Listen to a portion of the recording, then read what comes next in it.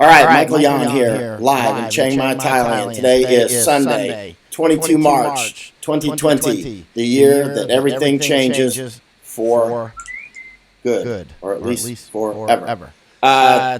It's 14:11 hours here, which means it's 15:11 in Washington, D.C., and it's time for a wake-up call. If you have not gotten to your hard point yet, many people will not reach it. Of course, I've been saying this since January. It's too late for a lot of people. You're just not going to make it. Make the best of it. If you are there and you haven't stocked up yet, most people will still have an opportunity to stock up. Highly suggest you get on it right now. That means stock up everything that you can stock up on people. Echo on audio again. Here we go with that nonsense again. What is wrong? Well, that means my good microphone, we're still having a problem with it. What in the world? All right, listen, we're going to get to it. I got a lot of stuff to do here, so this is going to be short, and then I'm going to come back on later. Bottom line is, I highly suggest you have at least 4 months of food on hand. Highly suggest. Italy still apparently is not having food or water shortages. I don't care. I highly suggest you have at least 4 months of food supplies on hand. Now, people will say, don't hoard. Tell them to shut up. These are the same clowns who told us, don't wear masks, don't worry, nothing's happening, it's just the flu, we got it under control. They do not have it under control. They don't know what they're talking about. There's still plenty of supply lines across Thailand. There's still plenty of supply lines across most of Europe, by all reports. There's still plenty of supply lines in the United States. The warehouses are still full. I am telling you, I see these British people today, these officials, they're like, oh, you know, it's shameful that people now have 1 billion pounds of food in their houses that are uneaten. It's like, shut up, clowns. You're the ones that let UK get into this situation. They need to have 1 billion pounds of food, pounds. I'm not talking kilos, pounds. I'm talking money, pounds, in their homes. They need to have it. They need more than that, right? Stock up now while everything is while all the supply lines are open.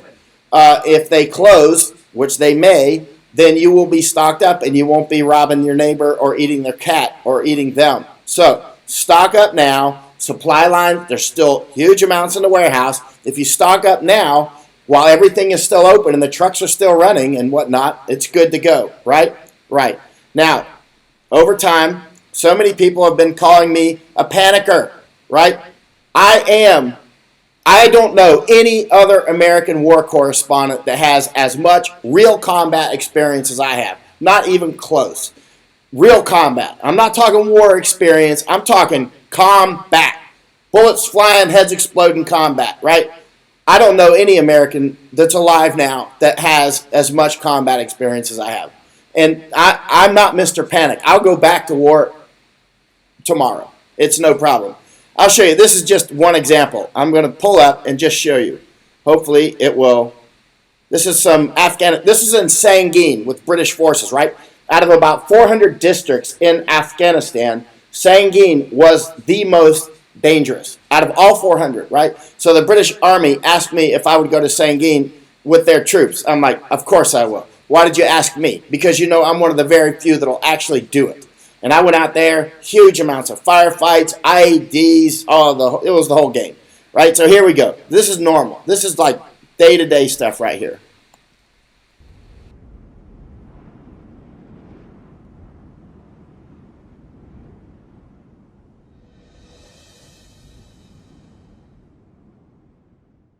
So what do you think the chances are of getting hit on extraction? High, very high. 80, 90%.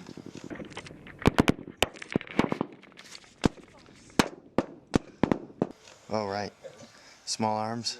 I'm sure it'll be small arms. I hope there's no high caliber weapons used as well. There are dushkas in this area, however, I hope that they won't be able to bring it to bear for our extraction. I don't think we're going to make it home in time for dinner. Some of those bullets were very close to me. I'm happy I've got protection from the FOB location itself, and I've got an MFC and an FSD here to call in the guns and the mortars should we need to.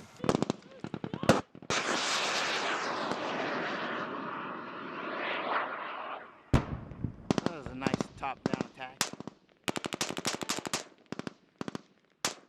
I guess we should wake up the mortar crews now. Yeah, they need to. Yeah, they need to be getting out of bed now.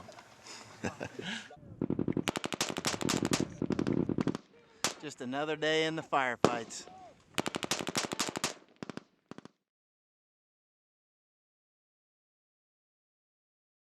Did that video play? I don't even know. I can't tell. I can't tell if the video played or not. I can't even tell if it's on. What am I waiting for? It just, anyway, something's going wrong here. All right. Did that video play? I don't even know. I can't hear. I don't have any sound anymore. All right. Okay. Yeah, oh, it did play. All right. So, could you even hear it? I don't even know. Look at all these sounds. All right. So the video played. That was normal. I did that for year after year after year. That was an easy firefight, easy day. One guy got shot in the leg, but it was just a ricochet. It was no problem. Maybe killed a few enemy. I don't know. But, I mean, it was just a normal. We had, I don't know, how many firefights did we have that day? I don't know, several. Anyway, bottom line was, it was just, this is what I did for years, right? I'm not Mr. Panic Monger, as you can see. And so I'm telling you, if you're not stocked up now, you are way behind the curveball. And all these people trying to shame recently about wearing masks, they can go to hell. This is live fire. We're getting the real information from people like us. We're not getting it from our governments. Our governments are the ones who did not ground flights, who let this fly all over the United States and fly all over Europe and fly all over the world when we could have locked down. China lied about it. They're still lying about it. I still see mainstream media going, how did China control this? Again, how in the world do they go from we don't trust China to, look, China controlled it? Do you really trust them? I just can't get my head wrapped around all these mainstream media sources. Keep looking at these. Johns Hopkins keeps publishing the Chinese numbers. Johns Hopkins. This is like the officials of the officials. CDC still citing Chinese numbers. You can't even make this stuff up. Wizard of Oz is more realistic than what we're getting from our government, our various governments. Italy is getting smashed. Thailand, I'm warning you. I am warning you, Thailand. You are about to get smashed. And I'm here with you. Here in Chiang Mai, practically nobody seems to even be shopping. You are going to get smashed. I talked with Soy last night. We're going to start translating back into Thai again. In Japan, you're going to get hit too. You're going to get hit. Not being realistic. Hong Kong, you're going to get hit. You're going to get hit. We can see it. The numbers are doing what they've done in every other place. You're going to get hit. You need to stock up now. Now, is that clear? Stock up. Stop being shamed. Go online. Order what you're going to get. The warehouses are filled. Fill up. Go to Amazon.com. Go to Costco.com or Walmart or whatever. Get what you're going to get. Get at least 4 months supply. Food and water. Medicines if you can get it. And get it now while the supply chains are open. And they'll say, look, you're telling everybody to hoard. I am telling you. The supply chains are wide open. They're all saying it. They're all saying, look, our warehouses are full. It's just the shelves in the grocery stores that are emptying out. Go online and order it. If they can't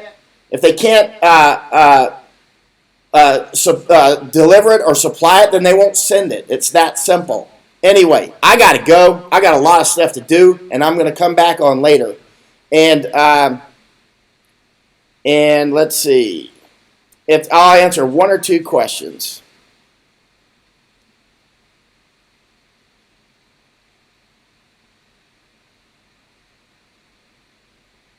Let's see. Okay. Don't see any questions, just statements. And, yeah. And yeah, never trusting Chinese is a good deal. But yeah, you are at war. You are at war. And look at this clown. What's this about? What's this about? You or pandemic? Hey, Kim, I got a note for you. Go to hell. This is about the pandemic. Stay focused. Seriously. This is obviously going to start getting called out for people that are coming out saying this is just the flu. We got these clowns still going out to bars. I'm asking around Chiang Mai today, different restaurants and bars. Some are owned by Westerners and whatnot. You still open tonight? Yeah, we're still open until somebody closes us. Yeah, alrighty then. Still open. Unbelievable. Yeah, you are, Jennifer. We are our own line of defense. We cannot depend on our various governments. They have been lying.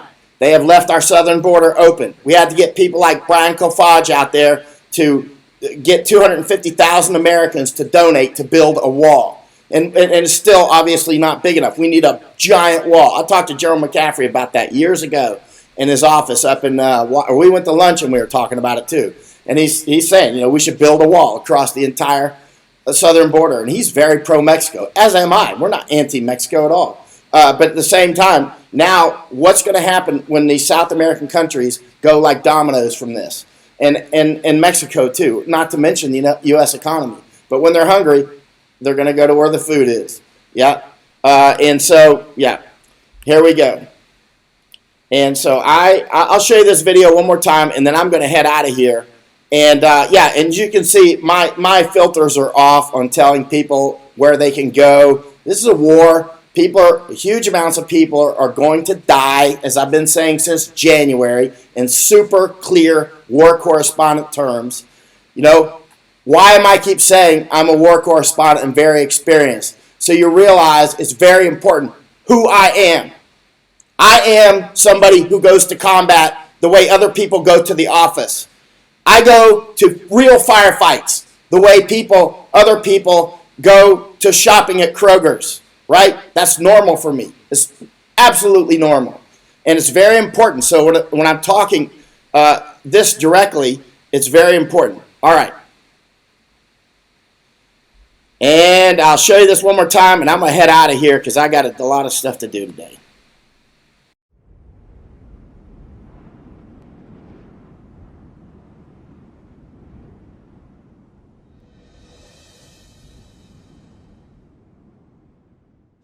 So what do you think the chances are of getting hit on extraction? High, very high. 80, 90%.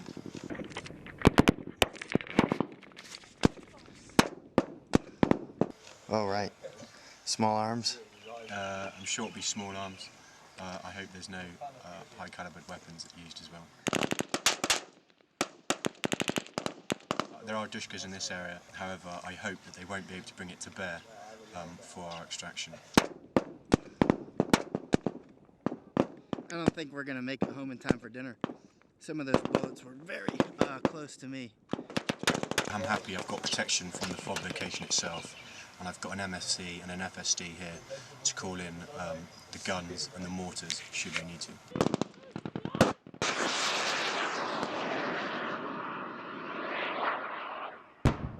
That was a nice top-down attack. I guess we should wake up the mortar crews now. Yeah, they need to. Yeah, they need to be getting out of bed now. Just another day in the firefights.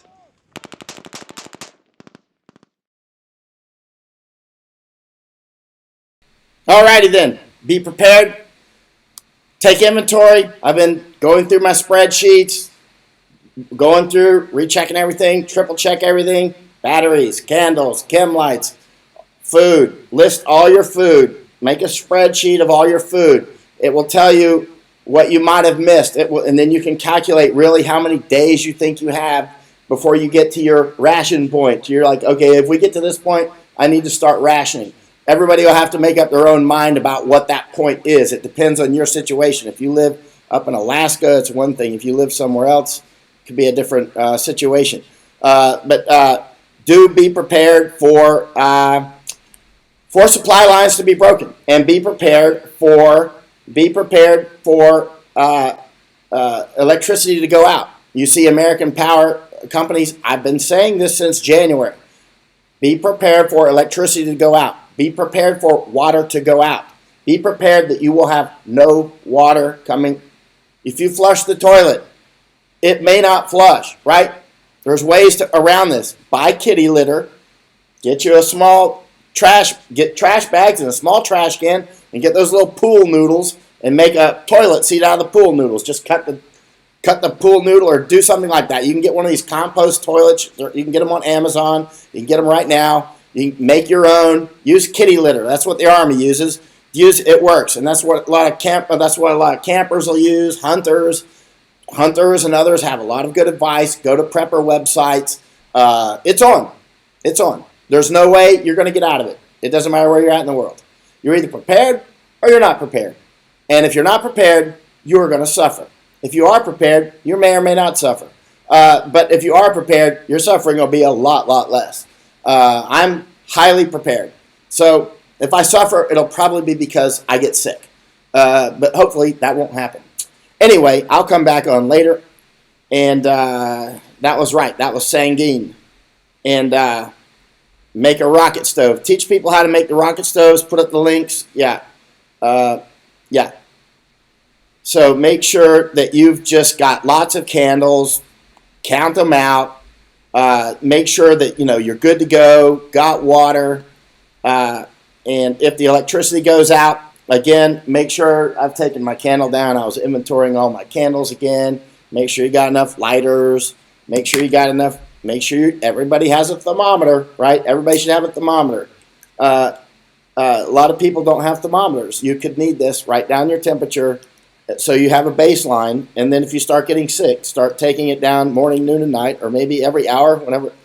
Start so that when you call the doctor or you email to a doctor, you can say, because you don't want to go to the hospital, you want to call, right? Or if there's any, in some places, maybe they'll have online forms that you can do.